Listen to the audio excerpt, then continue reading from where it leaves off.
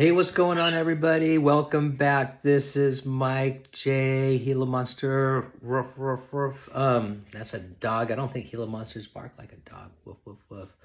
Okay, today we're going to talk about cervical dystonia, the thing that makes my neck twist. And, I know I've brought it up in other videos, but let's talk about that for a second. Okay, so it's this weird, like, neurological disorder thing that makes people have different movements. It happens in people's hands, necks, all kinds of different, in their feet, and it seems like it hits a lot of people in the music community, which I think is really, really weird. But in my case, it's in my neck. I recently saw that Victor Wooten, the amazing bass player, has it. So, oh man, prayers to that guy. But so yeah, it's a thing, dystonia. You hear people talk about it, or you don't probably, but so that's what makes my neck click around. What are some of the things that you could do about it? Well, I think a lot of people would go see a neurologist or something like that. They might be interested in giving you Botox shots or DBS, the deep brain stimulation, which I was like, oh shit, hell no. I wear a mouthpiece that helps stabilize my neck, and I've seen a bunch of different specialists and doctors, which has been amazing. Dr. Jeffrey Brown in Washington, D.C. out there, he's, amazing. Here in Napa, I got Dr. Corey on my side helping me out here. And so having these awesome guys on my team have been incredible, and then you get into, the physical therapy aspect of it. And it's one of those things where I think you got to put some work in if you want to get better, and be aware of your posture. And really, like I'm going to try to hold and maintain this position, and I think that's part of the exercises of getting better that I've learned, and I was going to say, I'll make another video at another time of some of the tricks that I use, but I'll give you one right now. Okay, so when it wants to pull how it is right now, I'll, tell myself, okay, get to zero. So that involves tucking my neck down, tucking my chin into here, breathing, getting a grip. You can kind of see how I kind of got control over it. So, and you could just go and do a whole bunch of different exercises. When I get it to here, sometimes I'll exaggerate it and turn it and more to the other direction.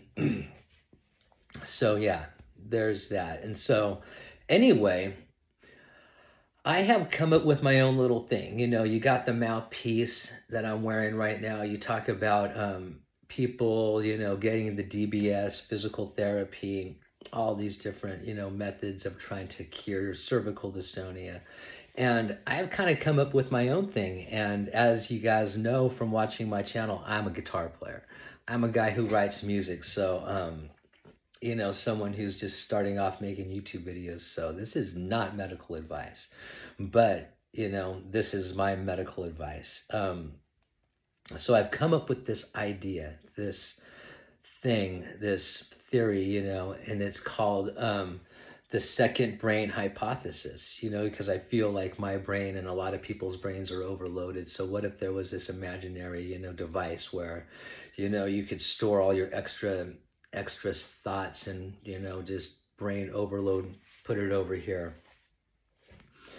What if you could do something like that, make a device, and I think that there are these devices, and that's what leads me to my second crazy theory is, the Neuro Buffer thing, and so I think, what if there was this thing that you could put over your head, oh my gosh, these little stickers, oh my God, you put them over your head,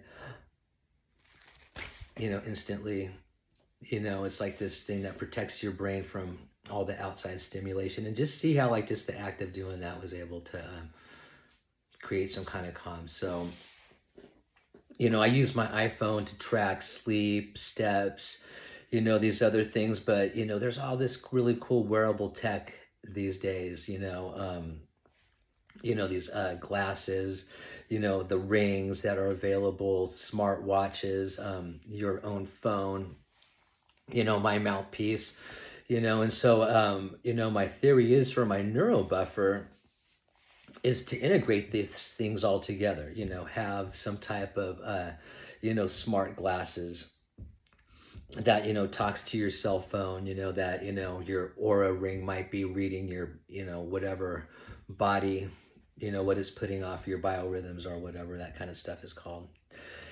So I have reached out to companies like Garmin and Aura, to help me, move forward with this whole Neuro Buffer second brain hypothesis. So, I send them some friendly emails and say, hey guys, this is kind of what I'm trying to do. And I'm sure they got a million people like, hey man, but I'm just another one. So, yeah, so that's what I'm kind of trying to do about it. I would definitely move forward no matter what, because I do think there's something behind it. So anyway, as I find any progress or anything like that, I will be sure and share that with you. Okay, thanks for sticking around this long.